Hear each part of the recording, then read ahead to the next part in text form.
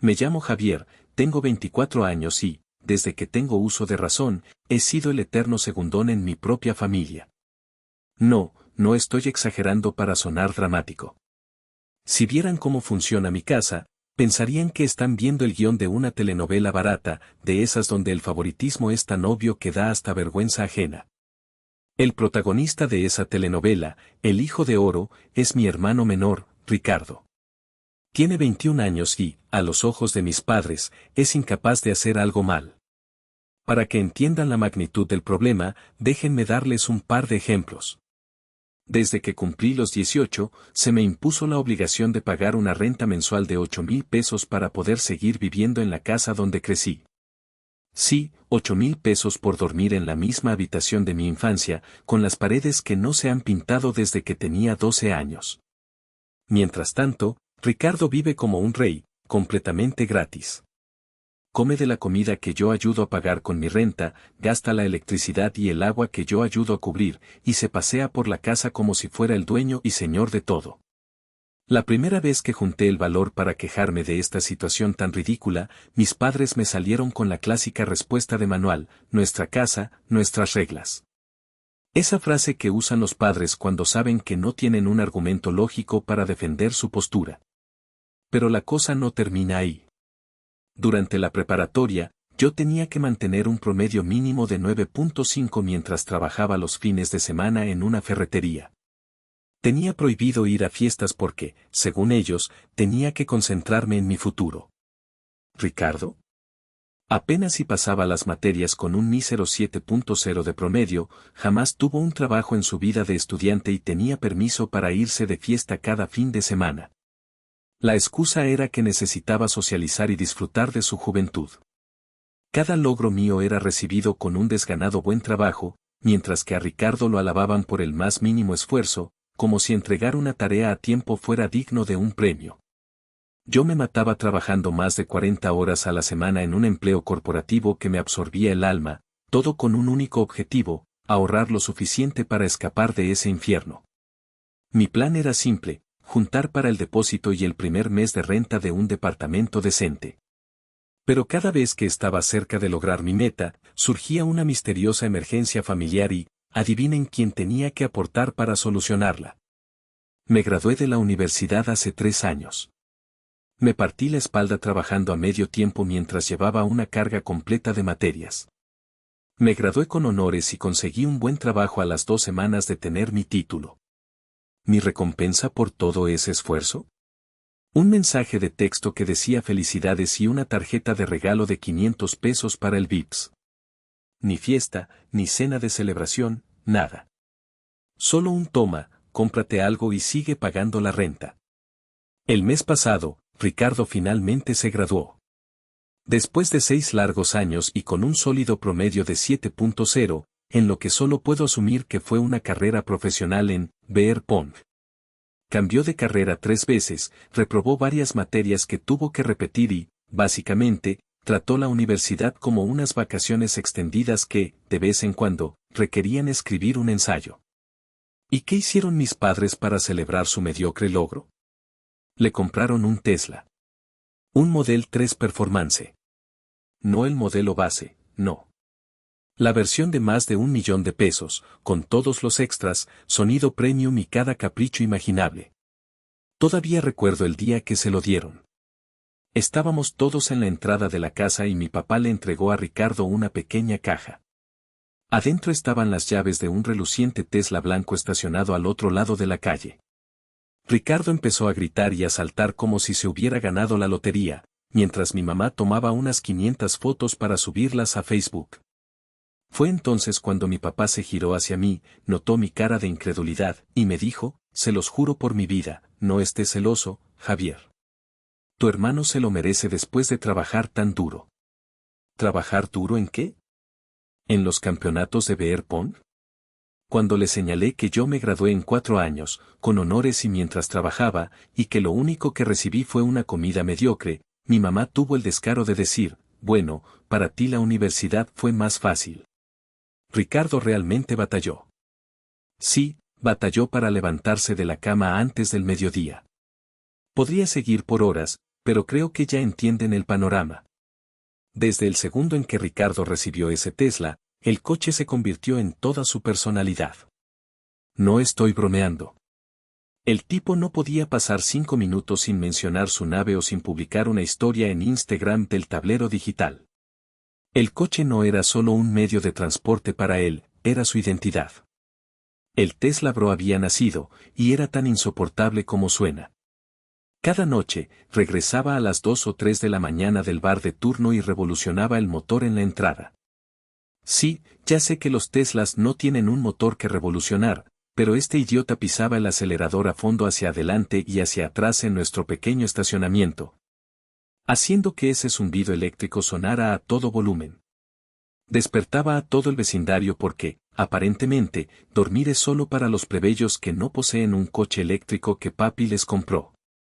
Conducía como si estuviera audicionando para Rápidos y Furiosos 27, eléctrico Bogaló. Aceleraba a fondo en calles residenciales donde juegan niños. Hacía donas en los estacionamientos de los supermercados y grababa esos estúpidos TikToks donde la gente finge dormir mientras su Tesla está en piloto automático. Cada vez que le señalaba que, quizás, solo quizás, tratar las vías públicas como su pista de carreras personal no era la mejor idea, él solo sonreía con aire de suficiencia y me decía, relájate, hermano. No seas tan amargado. Lo que realmente me preocupaba era que lo vi conducir ebrio en repetidas ocasiones. Esto ya no era solo ser un cretino, era ser un peligro activo para todos a su alrededor. Le ofrecí ser su conductor designado un montón de veces, le ofrecí llamarle un Uber, pero su respuesta era siempre la misma, con esa sonrisa estúpida en la cara, tranquilo, el coche prácticamente se conduce solo, hermano. Sí, claro, excepto que el piloto automático no hace que el alcohol desaparezca de tu sistema ni que tu juicio y tiempo de reacción no se vean afectados. Sus amigos no eran mejores. Se subían 4 o 5 de ellos al Tesla, todos igual de borrachos, y se iban de paseo. Esa era su palabra, no la mía. Les advertí a todos, a él y a sus amigos, que algo malo iba a pasar.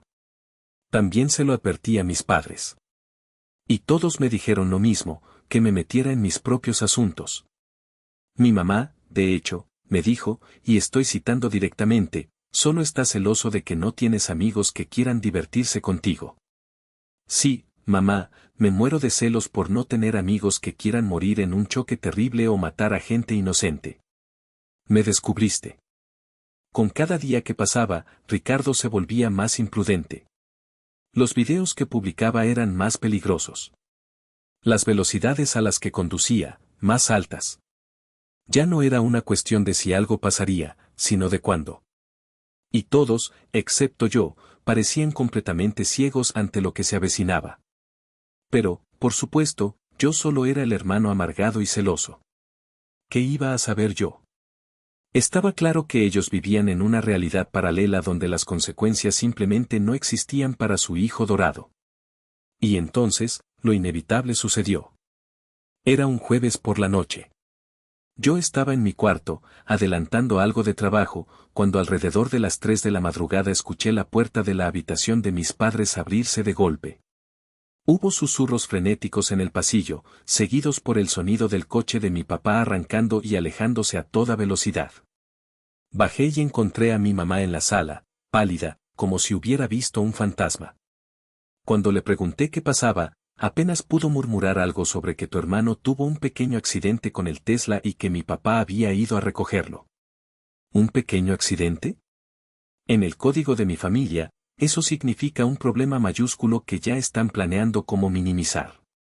Alrededor de las 4:30 de la mañana, escuché el coche de mi papá llegar. Me asomé por la ventana y lo vi prácticamente arrastrando a Ricardo por el camino de entrada. Apenas podía caminar, le faltaba un zapato y tenía lo que parecía ser sangre seca en la frente. Mi papá lo estaba callando frenéticamente mientras Ricardo gritaba, arrastrando las palabras, el árbol salió de la nada, güey. Resulta que el niño de oro había estampado su Tesla contra un árbol al salir de un bar. Sorprendente, ¿verdad?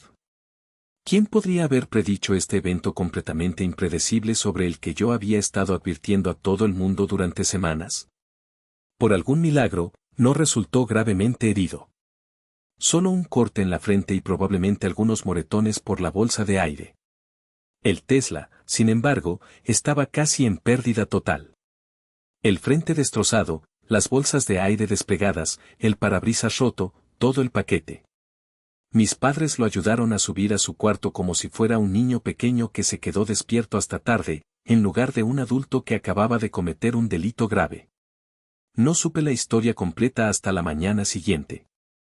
Ricardo había estado en un bar llamado El Clavo Oxidado, se emborrachó hasta perder el conocimiento con sus amigos igualmente brillantes y luego decidió que conducir era, definitivamente, una gran idea. Sus amigos, esos ciudadanos ejemplares, aparentemente lo animaron, e incluso uno de ellos grabó a Ricardo tomando shots y luego haciendo girar la llave del Tesla mientras decía, a ver qué puede hacer esta belleza. De camino a casa, tomó una curva demasiado rápido, perdió el control, se subió a la banqueta y se estrelló de frente contra el enorme roble de un pobre propietario. Mi papá llegó antes que la policía. Según la llamada susurrada de mi mamá a mi tía, la cual escuché a escondidas, mi papá se encargó del asunto con los dueños de la casa. No tengo idea de qué les prometió, pero conociéndolo, no fue barato. Probablemente les extendió un cheque en el acto para que olvidaran todo el asunto. El verdadero misterio era cómo los convenció de no llamar a la policía. Remolcaron el Tesla a nuestro garaje, donde quedó como un dedo medio gigante de metal. 2 días después del choque, mis padres convocaron una reunión familiar. Caminé hacia la sala y ahí estaban, sentados en el sofá con esas caras serias que la gente pone cuando está a punto de pedir algo ridículo. Ricardo estaba hundido en un sillón, mirando su teléfono como si todo esto fuera un pequeño inconveniente. Mi papá se aclaró la garganta. Hijo, comenzó. Hemos investigado el daño del coche de Ricardo. El seguro no lo cubrirá porque, se detuvo, incómodo.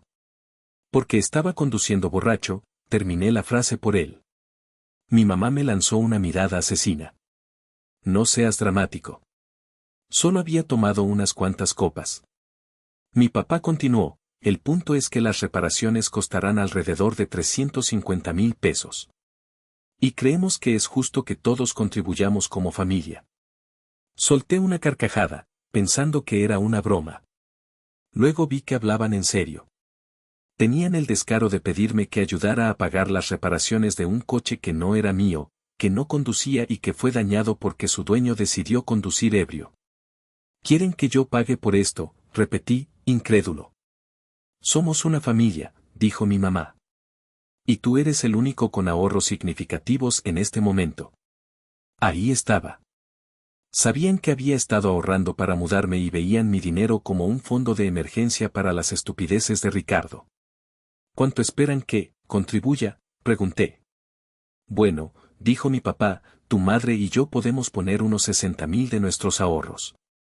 Ricardo tiene unos 10,000. Así que quieren que yo pague los otros 280,000 pesos, concluí. Mi papá asintió. En ese momento, Ricardo levantó la vista de su teléfono y dijo, tampoco es que necesites un departamento de lujo. Siempre estás trabajando. Fue entonces cuando exploté. Me reí, pero no fue una risa feliz. No les voy a dar ni un solo centavo para esto, dije, mirándolos a los ojos. Ricardo chocó el coche por conducir borracho. Debería estar agradecido de no estar en la cárcel ahora mismo. Este es su problema, no el mío. Después de todo lo que hemos hecho por ti, comenzó mi madre con su tono manipulador. ¿Qué han hecho por mí exactamente?, la interrumpí.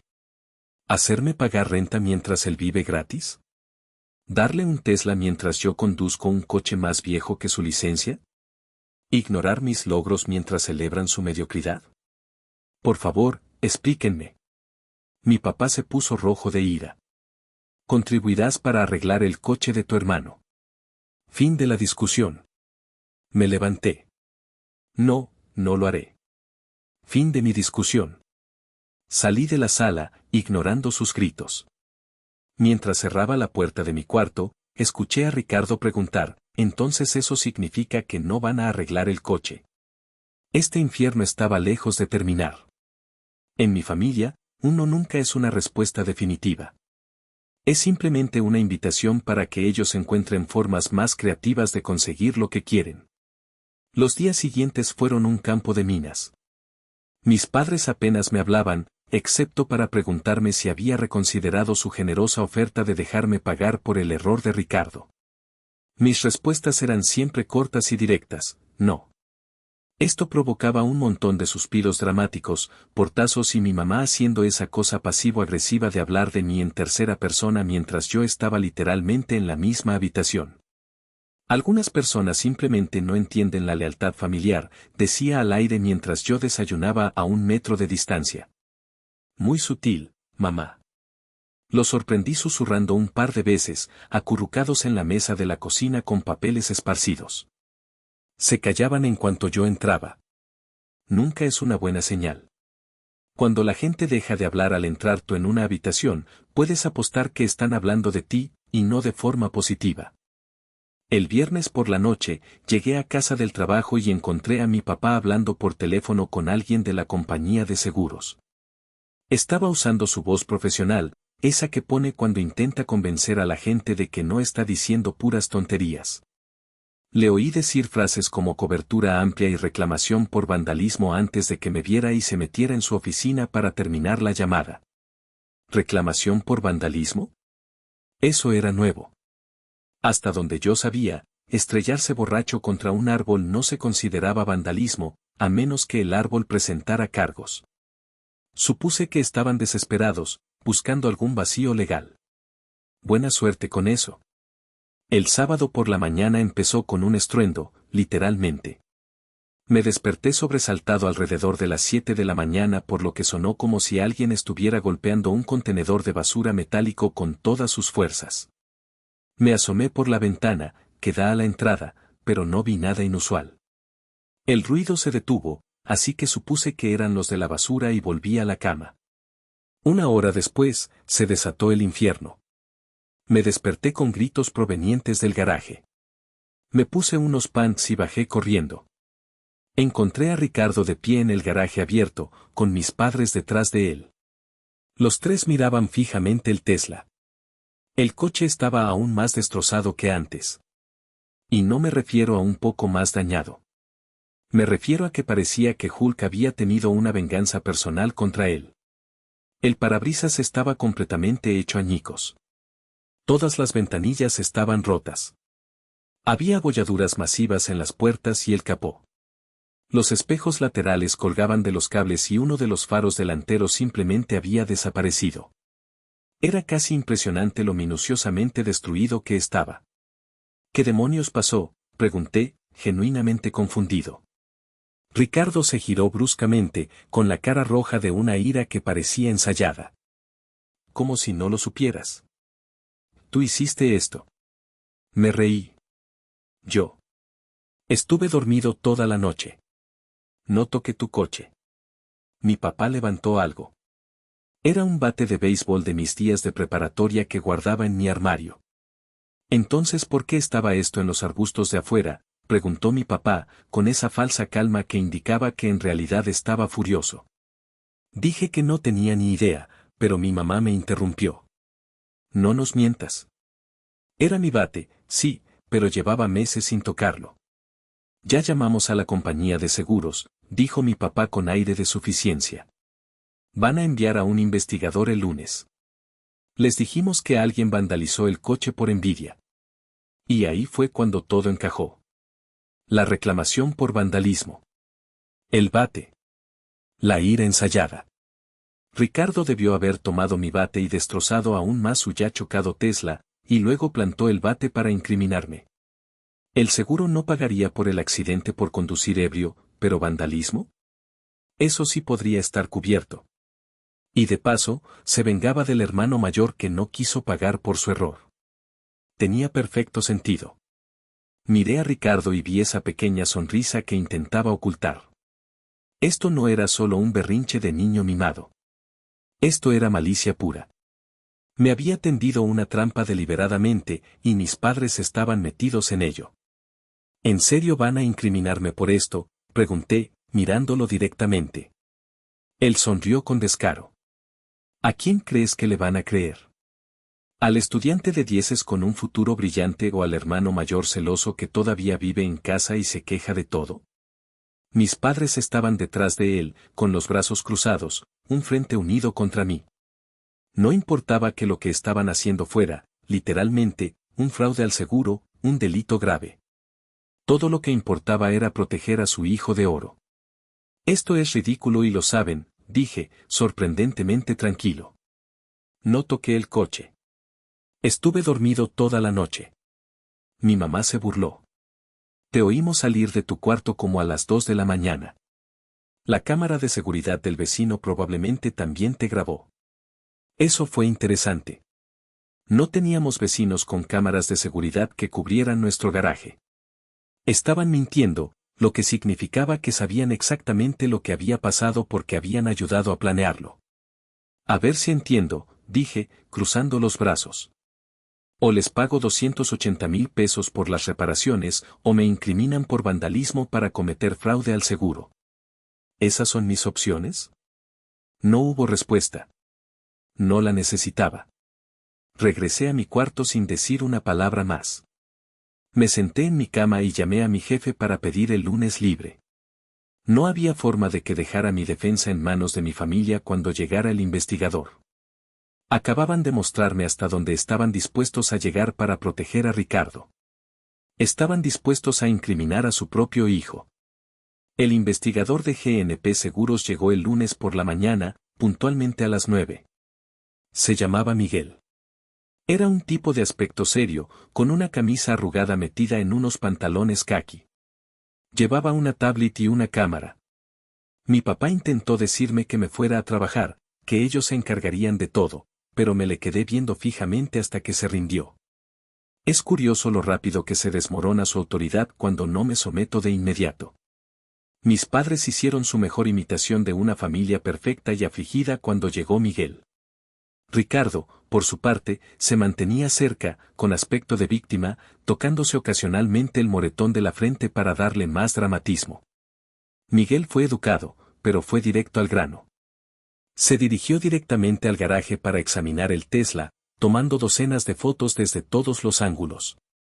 Pasó mucho tiempo observando el daño del choque frontal en comparación con el nuevo daño, lo que me dio una pizca de esperanza. Tal vez notaría lo obvio, que este coche había estado en 2 incidentes muy diferentes. Después de examinar el coche, Miguel pidió hablar con cada uno de nosotros por separado. Mis padres fueron primero, juntos. Estuvieron allí unos 30 minutos. Luego entró Ricardo para su entrevista, que duró quizás 15 minutos. Pude oírlo levantar la voz en un momento, probablemente para añadirle más teatro. Cuando fue mi turno, me senté frente a Miguel en la mesa de la cocina. Me dijo que tenía algunas preguntas sobre mi paradero la noche del viernes y la madrugada del sábado. Le dije la verdad, que estuve en casa, en mi cama, dormido. Que llegué del trabajo, me hice un sándwich, jugué un rato al Xbox y me dormí sobre las 11. No salí de mi cuarto hasta que escuché el alboroto en el garaje a la mañana siguiente. Miguel asintió, tomando notas. Luego me preguntó directamente si había tenido algo que ver con los daños del Tesla. No, respondí, mirándolo directamente a los ojos. Y esto es lo que necesita saber y que probablemente no le han dicho. Ese coche ya estaba significativamente dañado antes de que ocurriera este supuesto vandalismo.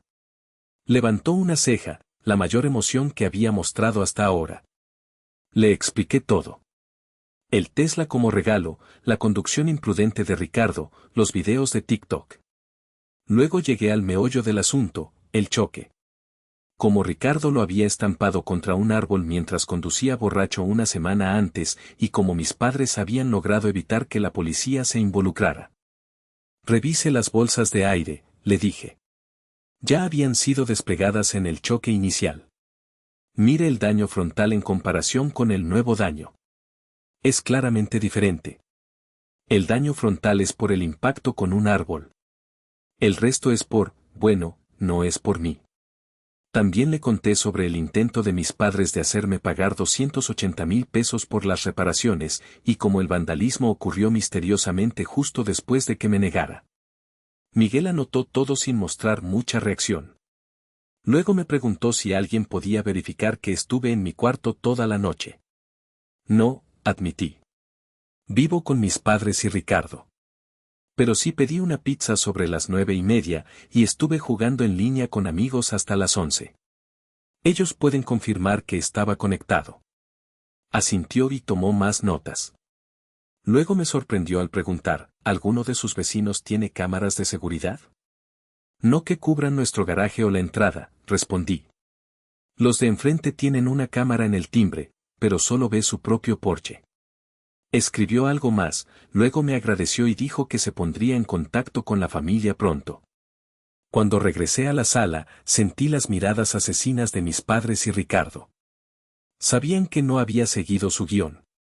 Después de que Miguel se fue, se desató el caos. Mis padres perdieron la cabeza. ¿Cómo me atrevía a decir la verdad?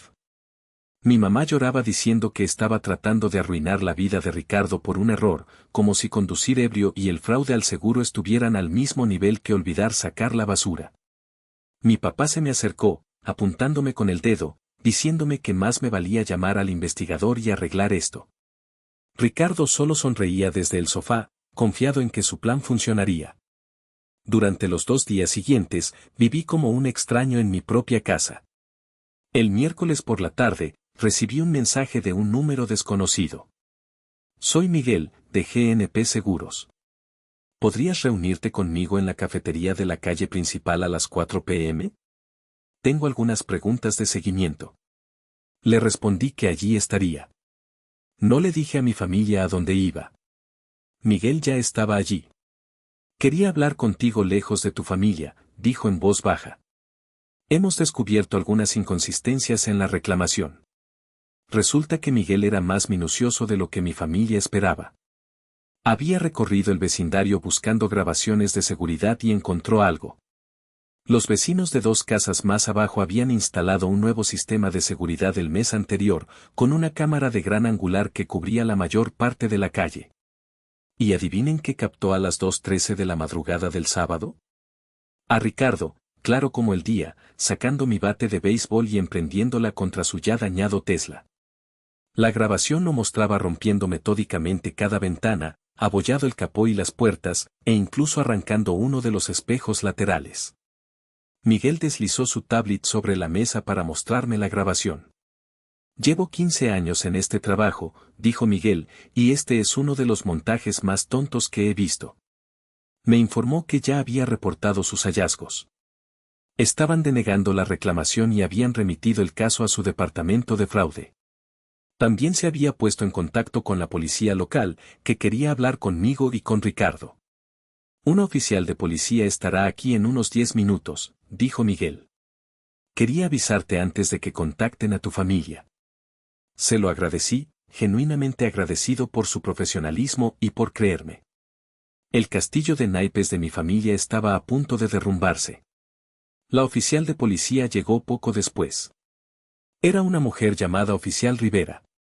Se presentó, tomó mi declaración inicial, me mostró de nuevo la grabación y luego me hizo la pregunta que cambiaría todo. La fiscalía decidirá si persigue los cargos de fraude al seguro, explicó con calma. Pero en cuanto a la denuncia falsa y el intento de incriminarte, esa es tu decisión. Es un asunto personal. Me quedé sentado, pensando. Sí, Ricardo era mi hermano, mi sangre. Pero también era la persona que había intentado deliberadamente incriminarme por un delito que no cometí. Quien me habría dejado felizmente cargar con la culpa de su estupidez, arruinando potencialmente mi historial, mis perspectivas laborales, mi vida. Pensé en todos los años de favoritismo, en todos los dobles raseros, en todas las veces que me hicieron sentir inferior porque no era Ricardo. Pensé en cómo estaban dispuestos a dejarme caer por un fraude al seguro solo para protegerlo a él.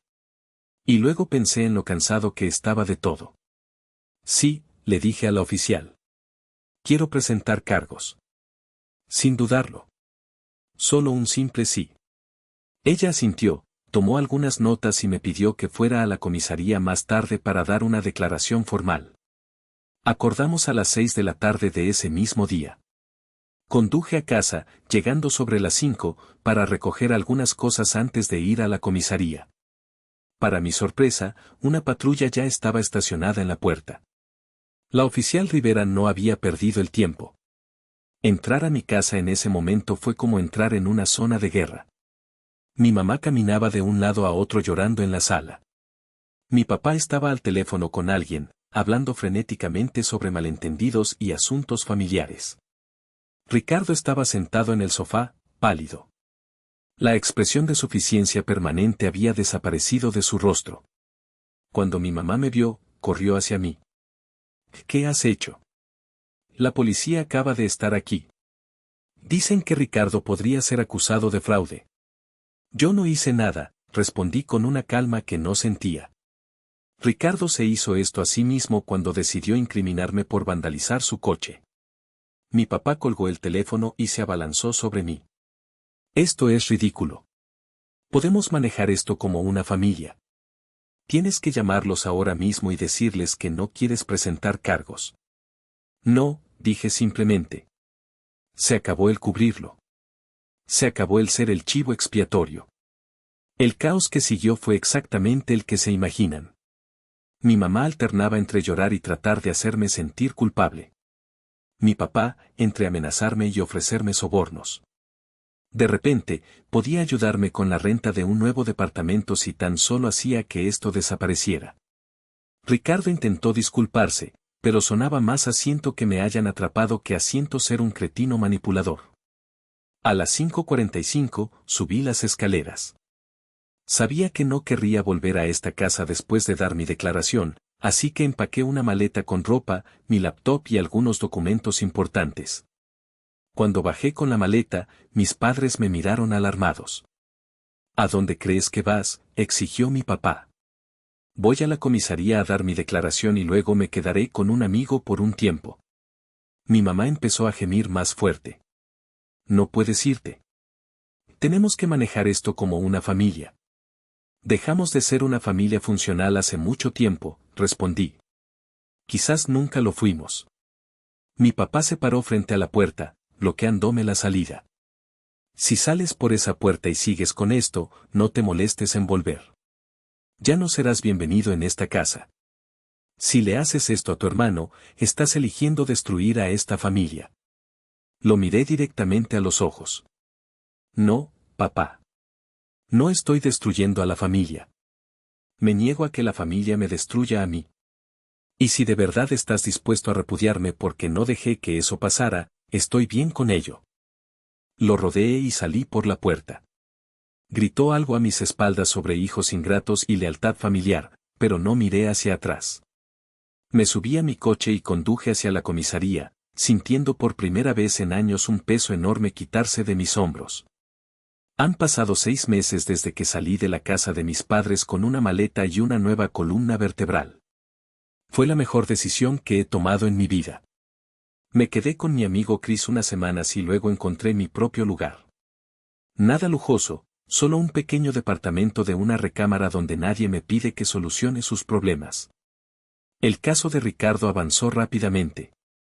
La evidencia era abrumadora, la grabación de seguridad, el nivel de alcohol en sangre del hospital la noche del choque, que mis padres intentaron ocultar, y el informe de la investigación del seguro.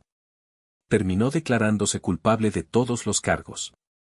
Le dieron 6 meses en la cárcel del condado, 3 años de libertad condicional, una multa masiva y le quitaron la licencia por 5 años. Mis padres no fueron acusados penalmente, pero fueron golpeados con fuertes multas por su papel en el fraude al seguro. Entre los honorarios de los abogados, las multas y todavía debiendo los pagos de un Tesla destrozado, están básicamente en la quiebra. ¿Y yo? Conseguí un ascenso en el trabajo. Es increíble lo que puedes lograr cuando no estás constantemente lidiando con drama familiar. Y estoy tomando clases nocturnas para obtener un MBA. La vida es realmente buena ahora. Pero ahora viene la actualización que todos esperaban. El mes pasado, los mensajes y las llamadas comenzaron a llegar de nuevo. Primero de mi mamá, luego de mi papá, e incluso de Ricardo usando su tiempo de llamada aprobado desde la cárcel. Todos tenían el mismo mensaje: Solo que entregado de manera diferente, necesitan dinero. Mamá usó el clásico enfoque de la culpa, estamos a punto de perder la casa. Después de todo lo que hemos hecho por ti, ¿cómo puedes abandonarnos ahora? Papá intentó su intimidación habitual, le debes a esta familia. Compórtate como un hombre y ayúdanos. Ricardo de hecho se disculpó primero, diciendo que la cárcel lo había cambiado, antes de pedir dinero para sus gastos en prisión. Lo más gracioso fue la semana pasada. Mis padres aparecieron en mi departamento sin anunciarse. No tengo idea de cómo consiguieron mi dirección. Ahí estaban, parados afuera de mi puerta, con un aspecto significativamente patético. Tenían todo un discurso preparado. Estaban vendiendo la casa pero necesitaban dinero para la transición. Las cuentas bancarias estaban congeladas. Papá perdió su trabajo después del escándalo. La ansiedad de mamá estaba por los cielos. ¿No podría yo, por favor, ayudar a mi familia en su momento de necesidad? Escuché todo el discurso sin interrumpir, observando su dramática actuación. Cuando finalmente terminaron, me les quedé viendo durante unos 10 segundos sólidos antes de preguntar, disculpen, debo haberme perdido algo en su pequeña presentación. ¿Podrían recordarme qué parte de intentar incriminarme les da derecho a mi apoyo financiero? La cara de mi mamá se arrugó como si la hubieran abofeteado. Papá se quedó allí, sin palabras, por primera vez en su vida. Los roles se habían invertido y claramente no tenían idea de cómo actuar. Ya no estaban en su casa, donde ellos ponían las reglas. Estaban en mi puerta, y yo tenía todas las cartas. Les dije que lo pensaría y cerré la puerta. Y lo pensé, durante unos 5 segundos, antes de enviarles un mensaje de texto, la respuesta es no. No me contacten de nuevo. Papá respondió con amenazas. Mamá con manipulación emocional. Ricardo con promesas de cambio. Bloqueé todos sus números. Algunas personas podrían pensar que eso es duro. Tal vez lo sea. Pero después de 24 años de ser el chivo expiatorio, finalmente me estoy poniendo a mí primero. Son adultos que tomaron sus decisiones, al igual que yo estoy tomando las mías ahora. Estar relacionado por sangre no le da a nadie el derecho de incriminarte por delitos graves. Así no es como funciona la familia. Así es como funcionan las pandillas de la prisión. Y yo, finalmente, soy libre.